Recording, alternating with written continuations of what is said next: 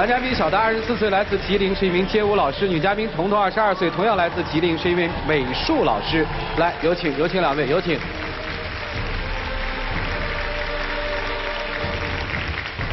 欢迎两位，怎么认识的？我俩其实是在一次活动上认识的。那时我是身为男模去走秀和竞展，而他是礼仪。那个时候我们聊得比较投缘，然后就这么认识了。好，那现在谈了多久恋爱了？我俩在一起1年多了吧，中间分开过一段时间。分开多久？分开大概1个月的时间吧。然后后来又和好了，就到现在，那些问题还没有完全解决清楚。我对他的信任也是不像原来那样那么多了。到底是什么原因导致你对他开始不那么信任了呢？他这个人就是总是跟别的女孩在一块打闹，做一些有一些过分的动作，还上手。主持人是这样啊，您刚才看到了，我是身为街舞老师，有些学生做的不对的地方，你要第一时间给他纠正，对吧？他有些动作做不对的时候，我必须要给他摆正。你那根本就不是摆动作，好不好？他就觉得我是去跟人故意去靠近乎，去亲密，他故意的就这么想。那根本就不是，是他们街舞课下课了，然后他们那边的一个女教师，然后过来找他来闹，他俩聊些有的没的，完了过来他俩就上手，然后那女孩上去就摸了他一把，完了他俩还在那块开玩笑。摸他哪儿了？他没有摸我，没有像你说那样。胸部。胸部。对。其实当时是这样，我教的课程当中有一个环节是需要胸部的运动震动啊。你那根本就不是在做动作。学生他们不知道什么。那不是学生好吗？你总是有理由有借口，你根本就不在乎。完了，他们有一次就是街舞班下课了，他们那些老师在一块玩游戏，玩那个真心话大冒险。完了，有一个女孩就问他说：“你觉得你跟你现在这个女朋友以后能不能长久的相处下去，能不能结婚呢？”他什么都没说，就摇摇头。你根本就是不在乎我。我跟你说是因为什么？是因为那个时候我发现他有一些幼稚。思想很单一，那个时候咱俩一次架都没吵过，你发现我问你为什么不跟我沟通？我跟你沟通很多回了，我跟你沟通特别多次。再说了，这只是一个游戏而已，你就一听就 OK 了，没有问题了。那我怎么想？你说这话传到我耳朵里，我怎么想呀？你根本就是不在乎，没把我当回事儿。你看主任他总是这样，无理取闹。我刚才说过他是兼职男模。他就觉得我跟女模特有什么事情？那是我觉得吗？那模特他跟你说什么你不知道吗？那模特就是微信上跟他聊一些有的没的，完了还问他你有没有女朋友？那你怎么说？你怎么回答的呀？我就没有正面去回答他这个问题。那为什么告诉他呢？我不认识的第一个。你不认识，那人家问你这很正常的一个问题，你为什么不能回答呢？完了看人女模特长得挺好看的，还把他那个朋友圈屏蔽了，就不让他看见我俩平时的那些照片什么的。我没有不让他看，首先我刚才说了，我第一个不认识的，我没有必要去把我自己隐私再告诉人。不认识这个就是问你有没有女朋友，这是很平常的一个问题。他是怎么答的？他说你猜。我从小就有一个习惯，我不认这人，我肯定不会正面去回答他一些问题，包括我自己东西也不会表现给他看。行吧，你们俩不是分开1个多月吗？对。咱们说说这分开这1个多月是为什么分开？他跟我说冷静，你说是分手，我根本就不是分手。他跟我说就是冷静10天，这段时间之内我也不找他，也不找我。我说那行，我也是好好想想我自己就身上有什么问题呗。然后他倒好，冷静没几天，我俩有一个就是共同的活动群，他就网上发了照片，是他和另一个女孩拍的婚纱照。啊，那个我说一下这件事怎么回事，因为是影楼一些模特。展示，那你为什么要随便发呢？你私底下发也就行，而且你为什么非得要跟他去拍呢？他是谁呀？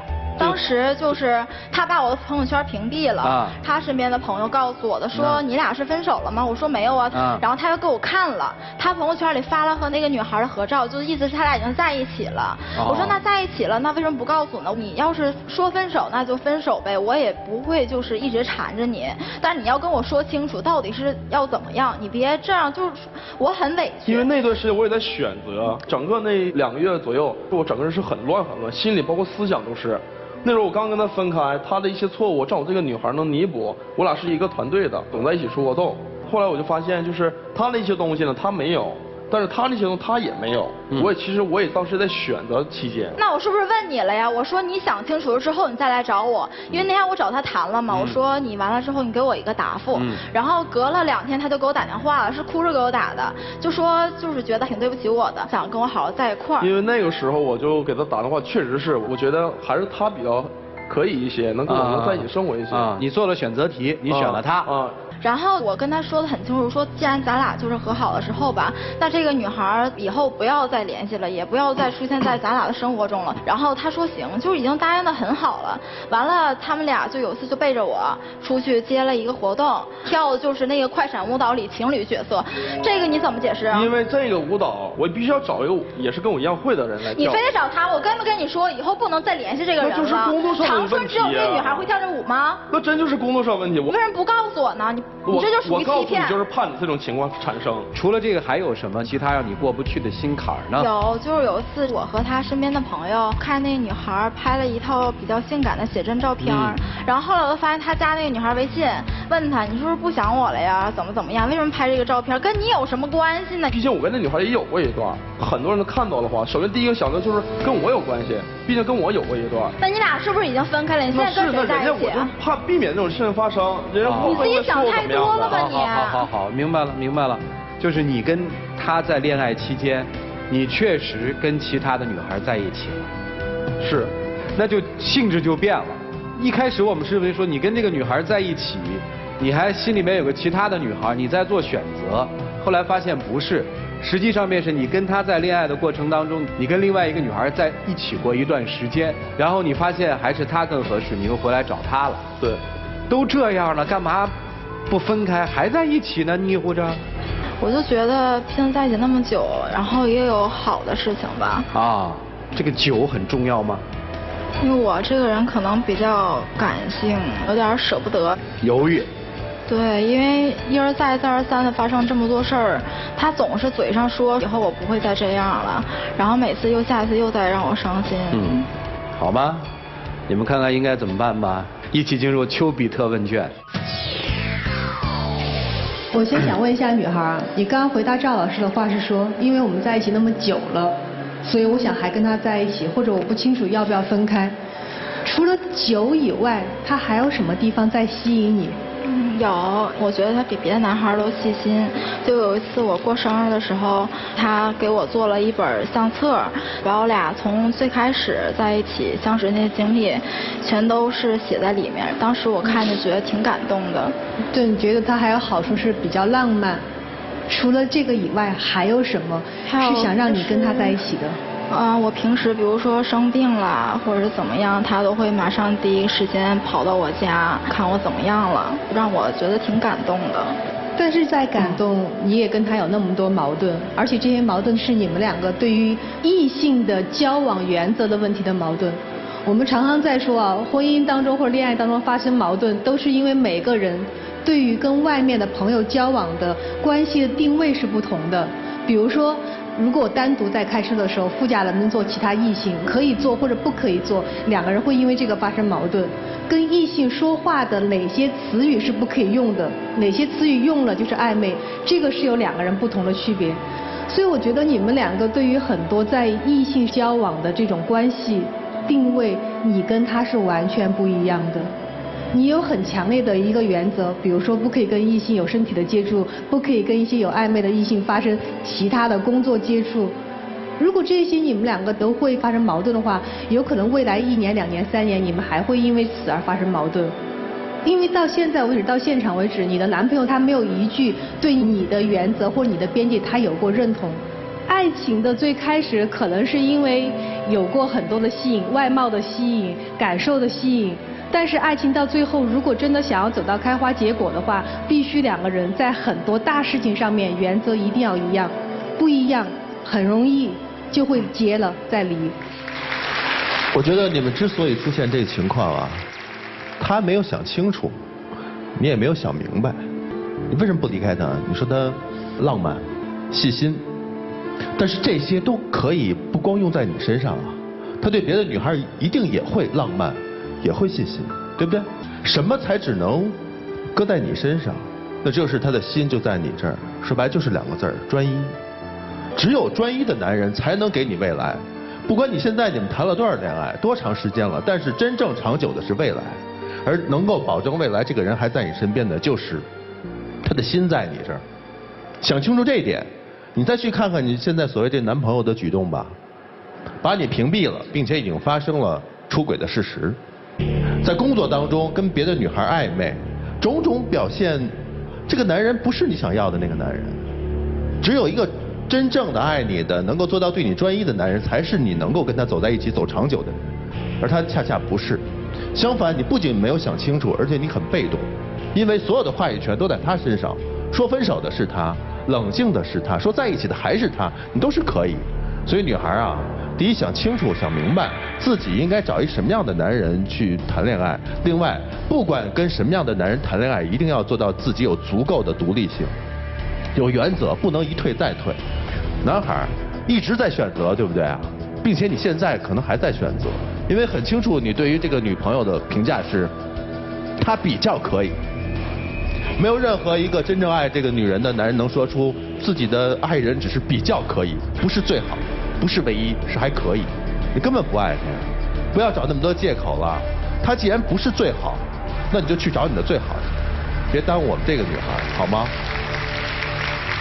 时常在我录制的节目当中出现一种尴尬的场面，就是当有某一个选手或者是某一个嘉宾是异性的时候，当他想要我给他一个拥抱作为鼓励的时候，我总是拒绝。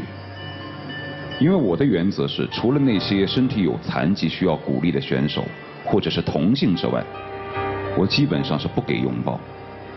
但是这样的场面时常会非常的尴尬。后来我回家的时候，我跟我老婆说这事儿，我老婆说也没什么，你就抱一下呗。但是我始终还是过不了自己这道关。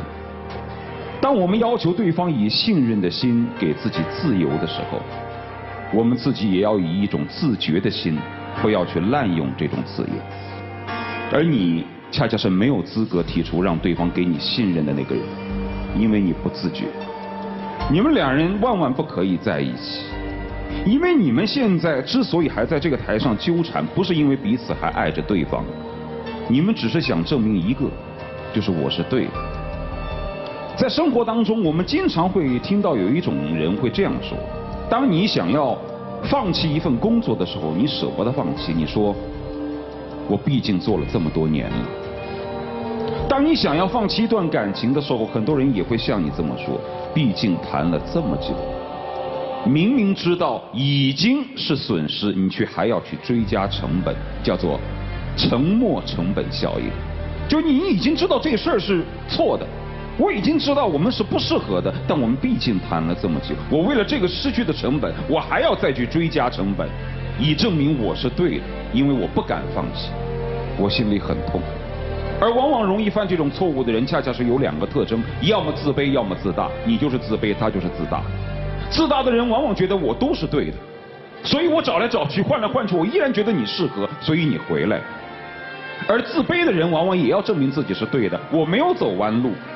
既然我已经付出了这么多，我忍受了这么多，我不甘呐，所以我还要继续下去。你们俩想想，是不是我说的这个道理？如果真的彼此不是相爱了，而只是想要证明自己是对的，自己没有走弯路，只是觉得自己有一些不甘心，我付出了这么长时间，我比来比去他还是最好，我们继续这样彼此折磨下去，那就相反，早点结束过。其实你自己心里很清楚，即便他回头，你依然对他是不放心的，你放不下这道坎儿，你干嘛要折磨自己呢？人生真正的幸福是坚持了应该坚持的，放弃了应该放弃的。什么是应该放弃的？就是你们今天需要考虑的。就这样。爱情和婚姻真的不一样。有人开玩笑说，恋爱练习着去爱。其实这个过程本来就是人生的一部分，所以在一起有太多的理由，不在一起也有太多的理由，结果这件事情是你们自己来掌握的。下面的时间属于你们自己，一起进入黄金60秒。我觉得这么长时间咱俩在一起走过这些路不容易，我听清楚你跟我说那些话，包括各位老师所说的一些东西，确实是我做错了，但是我真的是还是想继续跟你走下去。你还记得那个时候我过生日，你送给我的这幅画，我真把它洗成小照片，放在钱包里边，我还是想跟你继续走下去。我觉得或许咱们俩分开一段时间，都好好想清楚了，比较好吧。其实我不想分开，你说那些我都能改，我真是希望跟你继续走下去。啊，在一起就好好在一起，别说什么冷静。有些人是经不住分离的考验的。姑娘，自己想清楚。谢谢两位，请回。看了一段纠葛了1年多的这个爱情，女生一直心里是没有安全感的。来，请关门。但是我们发现最后的时候，当男生拿出了那张照片的时候，女生是动容的。其实，在情感之中的人，往往这种东西是最有杀伤力的。接下来我们看看他们自己的选择是什么，请开门。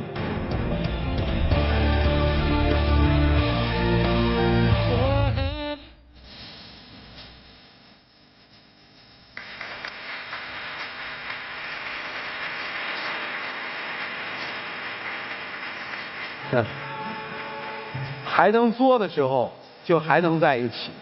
来，有请我们的小话筒，有请。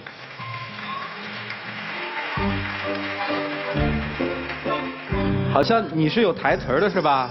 要保湿宜备湿。啊，要保湿宜备湿，你看。好了，接下来让我们一起来见证属于他们的浪漫时刻吧。各位，请见证。我觉得不管怎么样，老师包括主持人还有你说的是对的，我该马上改正我的错误，一心一意好好跟你在一起。我希望我们能走得又长远长久，好吗？